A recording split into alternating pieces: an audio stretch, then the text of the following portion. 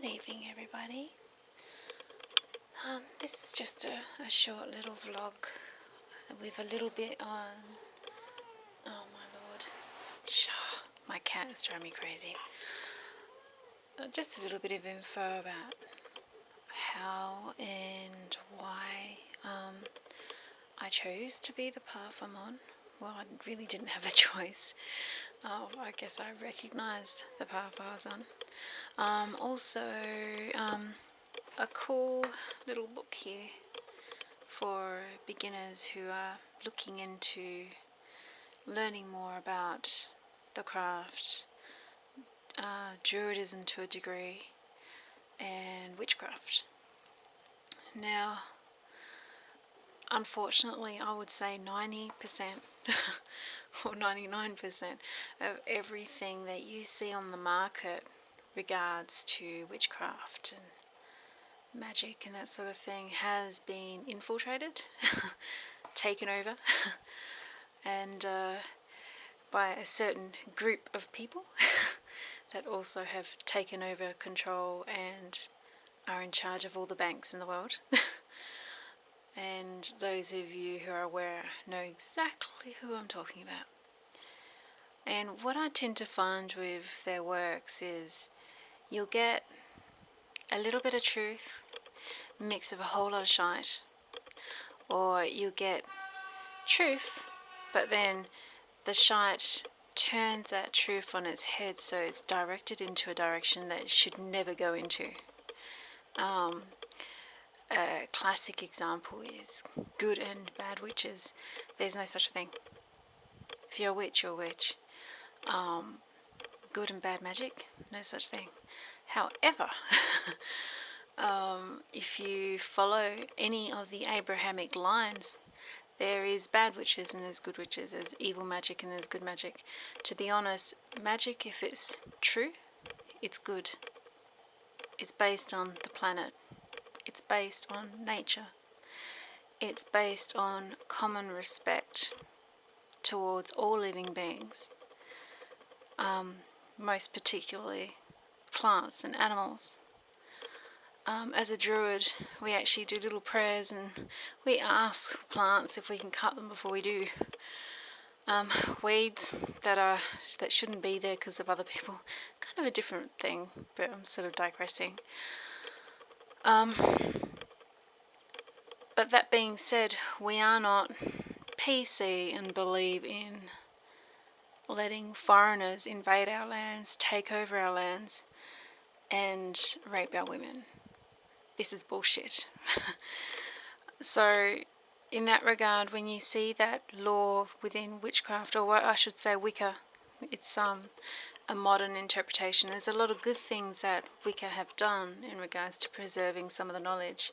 But unfortunately, that rule, harm none, is the most stupidest rule on the planet. Every action you do, whether you like it or not, has a negative and a positive consequence. So to say that you will do no action that has negative consequences is ridiculous. You may as well cease to exist and stop breathing. To take that to an nth degree, there's some in the Hindu practice who even wear a face mask, though, so they don't harm any of the bugs by breathing in air and expiring. I mean, you got to stop somewhere. So back onto info that's out there. Some of my history is my mother's side of the family especially are based all the way back in the Celt side of things. And before we settled in the south of Spain, we were in the north of Egypt when it was white. And we have certain lines that have started at Stonehenge itself. Now, when I was a child, I had certain abilities, and sort of sidetrack. My family, as far as I'm concerned, they are traitors to our people. When I say my people, I mean European civilizations. We are poliestic, sorry. We have many gods, and we live by the seasons. Our days are named after gods. And our kinship is to nature itself and the earth and the seasons she gives us. My mum's family are full Abrahamic, i.e. Christian, Anglo-Christian. I can't even remember what the mother was, an elder of a church. Anglican, that's the one. And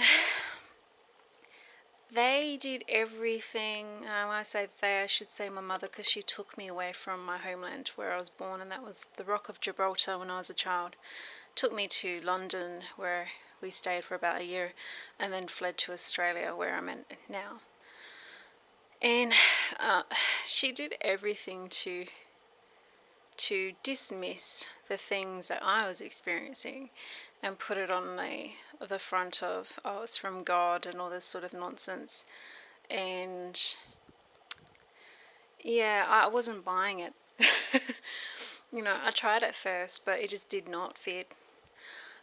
Some of the abilities I had, I could, and I still can to some degree, though I don't know how to control or turn it off and on. It comes when I don't want it or want it, it doesn't matter.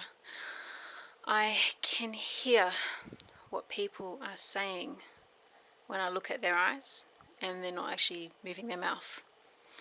And sometimes as a child, when I didn't know that's what was happening, I would answer them and they'd freak out because I would be saying what they were thinking. As a coach and an instructor, it was pretty valuable. I knew exactly what was going through my clients' minds. But I'm digressing. The other thing that I would experience quite a lot is I could actually see the physical form of energy. I didn't know that's what it was at first. One of my earliest memories was when I was sitting on the steps of our villa in Spain, or Gibraltar, Rock of Gibraltar, and I could see an old man with one eye and long grey hair, and I was just talking to him. I didn't know he was in energy. I just knew he was my friend, almost like me familiar. And my grandma just picked me up and ran like to buggery. Apparently the air just went all cold and there was no one there and I was talking to nobody. But to me he was tangible, like I could touch him, So from that point I would also see lights, shadows, orbs of light. And the orbs of light were very much like how we would describe the fae folk in the Celt mythology. And they were my friends. So I literally grew up with fairies, if you know what I mean. I'm going to stop talking in a minute and I'm going to do the second part of this video. So the other thing that I would also see and experience is I could see the future in other people's eyes. So the black part of the eyes, or off the reflection of water, I could see things coming or happening. And at first it was pretty hard because I could see how people were going to die. I could see where they were going. There's a little story about that one. My little brother, something that happened. So I could see a big crash happening, or a plane crash happen before it did, like a day before, or a big fire, that sort of thing. But I'm going to close this off now and continue in the second segment. And I hope you don't mind me rambling. It might help. You may know some of these things yourself or experience them. So I'm just going to turn this off in a second. And that cooing you can hear in the background is my cat who's driving me crazy. Yes, you.